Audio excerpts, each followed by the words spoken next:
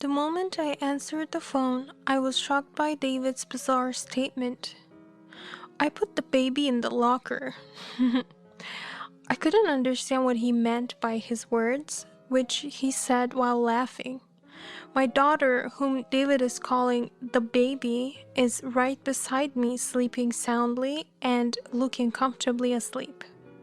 My daughter is sleeping right next to me, though. Huh? David thought my words were a joke and said, half jokingly, "Why are you pretending to be calm?" I'm not pretending to be calm, it's true. Then who the heck is in the locker? That moment I realized that David had indeed put a baby in the locker, and I turned pale. My name is Isabella and I turned 33 this year. I usually work as a nursery teacher, but I'm currently on maternity leave. My daughter Charlotte was born 6 months ago. Although parenting is hard, my child is so adorable that I somehow enjoy taking care of her. My husband David is a businessman of the same age. We met through a friend's introduction and got married 2 years ago. As I heard from my friend, he's a great guy but seems to have no luck meeting women. I found David cool from the moment we met. David is about 6.5 feet tall, and hearing that he works for a trading company, I was definitely interested. He's thoughtful, and during dates, he always respects my thoughts and ideas. I've always wondered why someone as wonderful as David hadn't married until now. When I asked him directly, he simply replied with pleasant words. I just hadn't found the right person yet. I see. I lightly brushed off David's statement while secretly being happy that he had chosen me. Even after getting married, we enjoyed a peaceful life without any major problems. At first, we enjoyed our time together slowly. Then one day I found out I was pregnant. As a nursery teacher who loves interacting with children, I was overjoyed the moment I knew I was pregnant. While containing the excitement in my heart, I immediately shared the news with David. Hey, David, it looks like I'm pregnant. Really? That's great. Yeah, I'm excited. Thank you. David took my hand with a smile of joy, and at that moment, my happiness doubled. Both of us were looking forward to the birth of our child.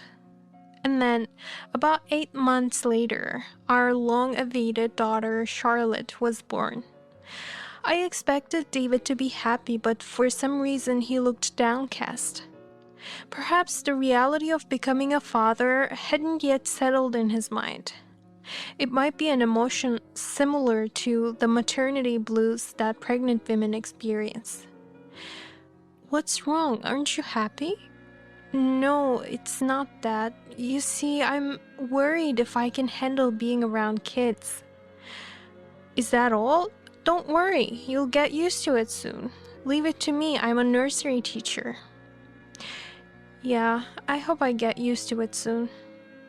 It seemed that David became anxious about whether he could interact properly with children now that they were actually in front of him. The weight of new parental responsibilities must have filled his heart with anxiety. It's normal for everyone to feel anxious about new experiences, so I thought, is that all? And felt relieved. At this point, I didn't take David's words too seriously and thought about growing together gradually. I had no idea that David would soon start behaving unexpectedly. After the hospital stay post-delivery, I returned home with Charlotte. Even as a nursery teacher, I was full of confusion with my first experience of parenting. The late-night feedings every night were toughest moments, and the lack of sleep accumulated day by day. I tried not to wake David, who had to go to work every day. But 1 month after delivery, I was exhausted from sleep deprivation and physical pain. It was truly a tough time. One Sunday, when David was off work, I asked, "Could you please take care of Charlotte for a little while?" I wanted to rest a bit during that time. I didn't want him to take care of her all day, just for an hour or two. However, David's face turned displeased at my words, as if he couldn't believe it. "You should be able to do that yourself.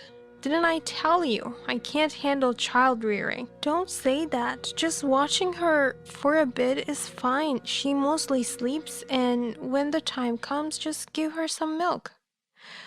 "What are you talking about? I can't give her milk." I was really surprised by David's sudden change of attitude.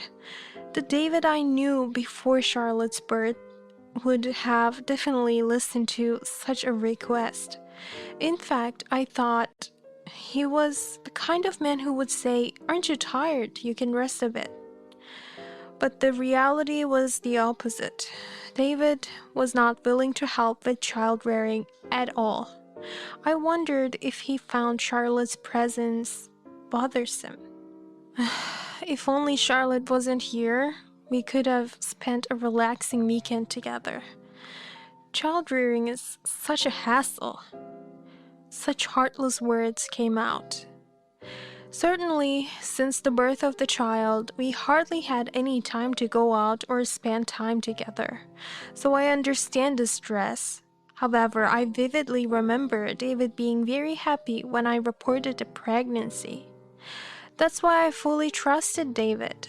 I had naively believed that David would become a cooperative and wonderful father in child rearing.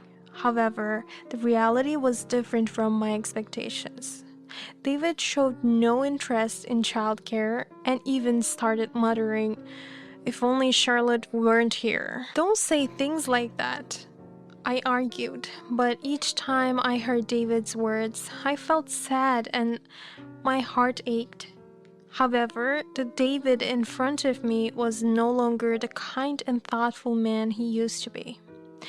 With a click of his tongue in response to my words, David went back to his room in a bad mood. I sighed and ended up taking care of the childcare alone during the weekend. It had already been half a year since David's unexpected neglect of childcare came to light. I continued to raise Charlotte alone, just like before. Having experience as a nursery teacher, I was confident and thought, "I'll be fine," but raising my own child brought many worries and stress. Of course, treating my own child made me surprisingly more nervous than handling other people's children. Recently, in addition to neglecting childcare, David began to frequently leave the house. Why does David dislike seeing Charlotte's face? Charlotte had grown significantly since birth and often uttered words like "ah" and sometimes even shouting loudly. Each time, David seemed irritated and said, "So noisy." I was happy with Charlotte's growth, but it seemed all of it was bothersome to David. Even when Charlotte first rolled over, David said dismissively, "This is going to be more troublesome now." As for weaning, I did all the preparation and cooking, and the days became much harder than before. David just watched me struggle without offering any help. "I'm going to stay out this weekend, so I'll be leaving the house." "Oh, really? Then maybe I should go to my mother-in-law's house." "Do whatever you want." My parents' house was in another state, far away, but my in-laws lived just a 10-minute walk away. So when childcare got particularly hard, I would ask for my mother-in-law's help. She adored her first grandchild and took care of her kindly, a truly invaluable presence. "Then I'll drop by my in-laws. Thanks." David seemed to avoid taking care of Charlotte on his days off. He often came home late on weekdays and went out for some reason or other on weekends. I had grown accustomed to David's behavior, essentially raising Charlotte like a single mother. That weekend, after David left, I planned to head to my mother-in-law's house, but Then I noticed Charlotte seemed to have a cold. She was coughing and had a runny nose.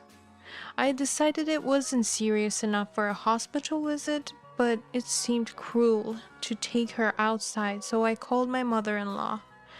Sorry, Charlotte seems to have a cold, so I don't think I can come over today. Oh dear, that's tough. It's a shame I can't see Charlotte, but if it's a cold, it can't be helped. Come visit another time, dear. Yes, I'll contact you again then. Thank you. My kind mother-in-law sounded disappointed not to see Charlotte, but was concerned about me. Grateful for her thoughtfulness, I decided to spend a quiet day at home. Charlotte, despite having a cold, seemed in good spirits and not too unwell.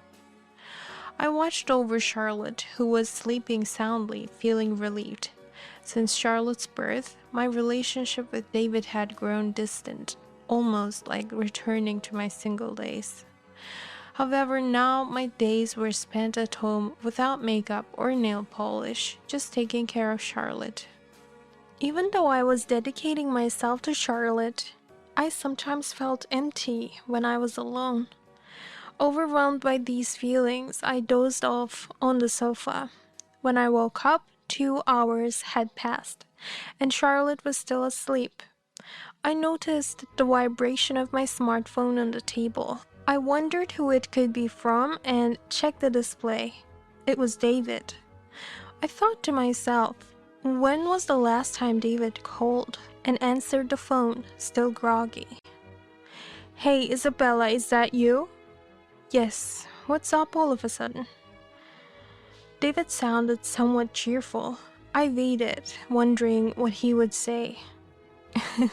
Don't be surprised by what I'm about to say. So, what is it? Hurry up and tell me.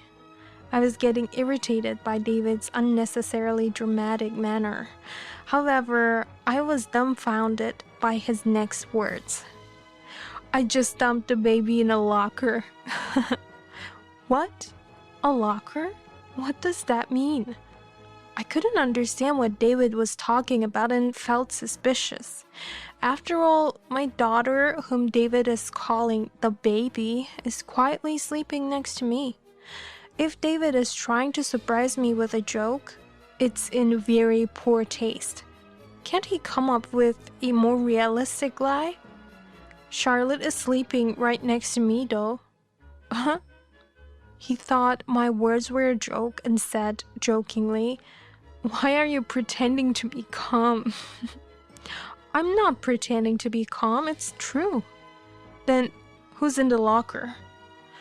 At that moment, I realized David had indeed put a baby in a locker, and I went pale.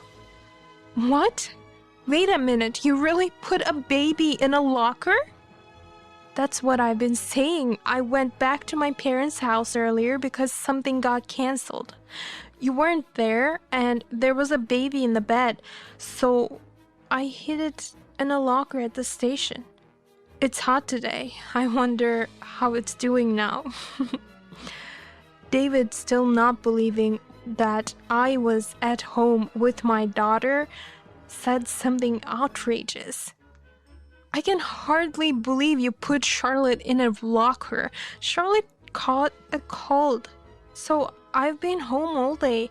That's why she's right here next to me. Want me to show you on a video call? After I said that, David seemed to finally realize that what I was saying was true. The laughter I had been hearing stopped, and he seemed to understand the gravity of the situation. No way. Then whose baby is that? Anyway, take me to that locker right now. Hurry. Though I wondered why there was another baby at my in-laws, saving the baby in the locker was my top priority. I left the house with Charlotte, who was still sleeping, strapped to my back. Soon, David arrived in his car and I got in. Seeing Charlotte on my back, David was shocked. I couldn't believe he had mistaken another baby for his own and put it in a locker. Although I wanted to reapproach him for many things, arguing was not the priority now. David hurriedly got out of the car and fumbled his way back to the locker. It's only been a little while since I put it there. It should be fine. Glaring at David, who was trying to reassure himself optimistically, I quickly opened the locker. How could this? Inside the locker was a baby, face red and lying limp from the heat. I immediately took the baby out of the locker and tried to give it milk that I brought from home. Gently tapping the baby's mouth with the nipple of the bottle, the weak baby started to suckle the milk feebly. See, it's alive. I worried for nothing. Furious at David's unbelievable statement, I felt my blood boil. Do you even realize what you're saying? If we were a step later, this child could have died. But it survived, didn't it? They don't die that easily. It was clear that David wasn't going to listen to any lecture. Realizing this, I immediately called an ambulance to save the baby. The baby was taken to the hospital and examined. It was on the verge of dehydration, but had no life-threatening conditions, the doctor informed. Relieved, I felt a profound sense of relief. I immediately contacted my mother-in-law. She sounded like she was about to cry, relieved that everything is all right. According to her, she had become friends with a woman of her age at her cooking class and was babysitting that friend's grandchild. The baby, who was supposed to be sleeping in the bed while she went to the bathroom, had disappeared, causing her to panic and search frantically. I'm so sorry. This happened because of David. No, it's not your fault, Isabella. It's all David's fault. Putting a baby in a locker is unimaginable. My mother-in-law was furious, ready to lecture David at any moment. I understood her desire to speak her mind to her son, but for now, I asked her to calm her anger and quickly contact the baby's parents and her friend from the cooking class. The baby's grandmother said, "As long as the baby is found safe, that's all that matters." But I felt terribly guilty. Meanwhile, David was indifferent, staring blankly into space. After a while, a woman who appeared to be the baby's grandmother, along with my mother-in-law, hurriedly arrived to pick up the baby. Following them, a woman who seemed to be the baby's mother also rushed in. Seeing the arriving woman, David's eyes widened in shock. "Ava, why are you here?" The woman David called Ava was the mother who arrived later. "That's my line. Why is David here?" The mother screamed in an almost hysterical voice. My mother-in-law, the baby's grandmother, and I could only watch the scene unfold in stunned silence. "Anyway, let's change the location. It's inconvenient here. Come to my house." With a heavy and suffocating atmosphere, we all moved from the scene and got into a car driven by Ava. Everyone was silent, with David's face turning pale. The only sounds in the car were occasional cries from Charlotte and Ava's baby. Now, let's explain what happened, shall we? Once we arrived at Ava's house, we were led to the living room. My mother-in-law, Ava, and her mother, and David and I sat facing each other. David looked like a criminal about to be judged. As a victim dragged into this situation, I hardly understood what was happening. What exactly is the relationship between David and this woman named Ava? Could you first explain what your relationship is? Curious, I immediately asked a question. Depending on their relationship, I, as David's wife, might need to react differently. My mother-in-law also seemed greatly surprised, clearly confused by the unfolding reality. She probably never imagined her son knew her friend's daughter. Only David seemed to fully understand the situation, evident by his pale face. For David, things must be very complicated. I'm dating David. The moment Ava made that declaration, I was speechless. What does she mean? Dating David? David is currently my husband. If they're dating, does that mean he's cheating? Yet, Ava openly admitted this to me, his wife, which seemed odd. She could have tried to be more evasive. Is that true? I'm David's wife. Are you two having an affair? David avoided my gaze and did not respond. I took his silence as an affirmation. However, Ava was shaking her head in denial. One admits to an affair while the other one denies it? What does this mean? I had no idea David was married. He said he was single, so I dated him. Why? So, that's what it was. I glared accusingly at David. The worst kind of man, hiding his marital status and pursuing another woman. According to Ava, they met on a dating app about 6 months ago, around the time Charlotte was born. When they met, Ava had been a mother for about 2 months. It was surprising he started using a dating app at that time, but as a single mother raising a baby, Ava felt she needed a father figure.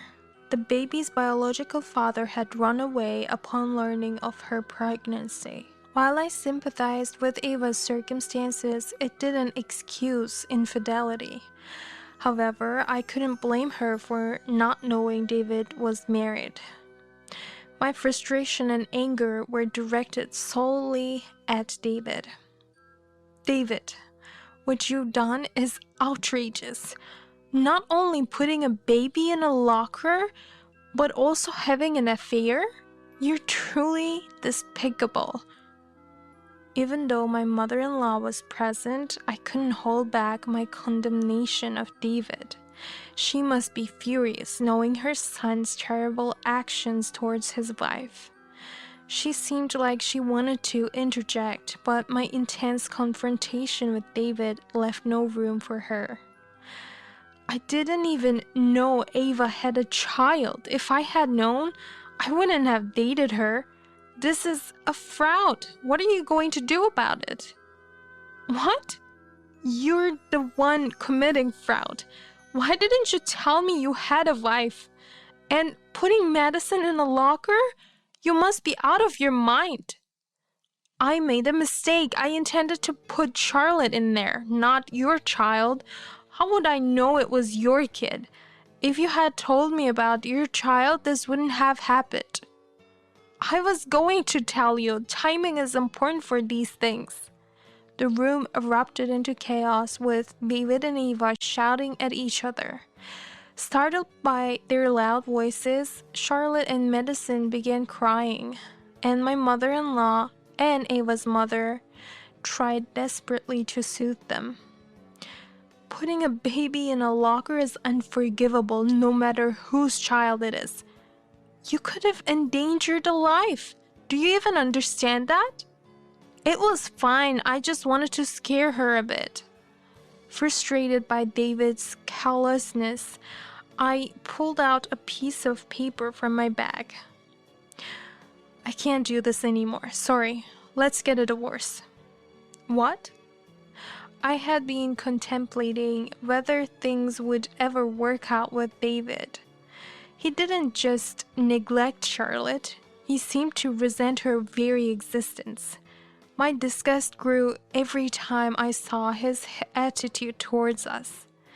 So I had already prepared the divorce papers, waiting for the right moment. This incident was more than enough reason for me to finalize my decision. David, stunned by the sudden presentation of divorce papers, must not have imagined I would leave him. His affair with Ava was probably just a fling. David's fleeting whim had dragged Ava into this mess, and now I couldn't stay with him any longer. I can't stay with someone who tried to harm my child. Please file the divorce. Wait, why suddenly divorce? I won't agree to that. It's not sudden. You've been horrible to Charlotte and me since she was born. And after causing such an incident, do you think it'll just go away? Of course I'll expect property division and child support. David finally seemed to grasp the reality of the situation, standing up and then kneeling down, pleadingly looking between me and Ava. Wait, please, I can't afford property division. Ava, help me out here. Oh, right. After divorcing Isabella, you'll marry me, right?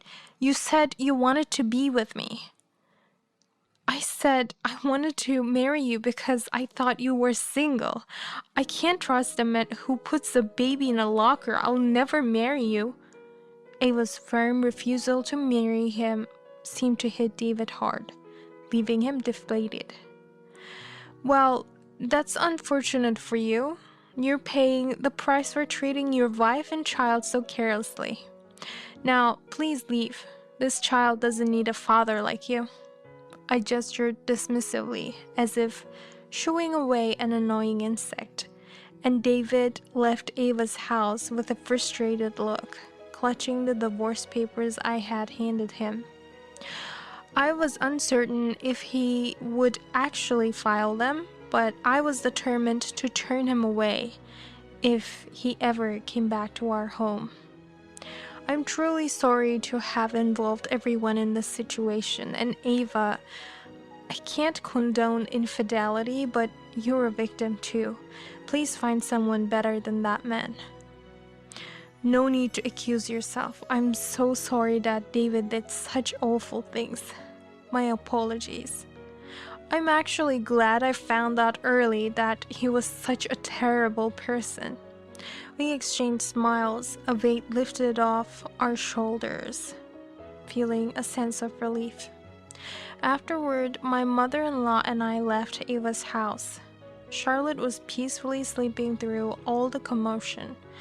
I want to live for her happiness and raise her to be a wonderful adult, even if it means doing it alone.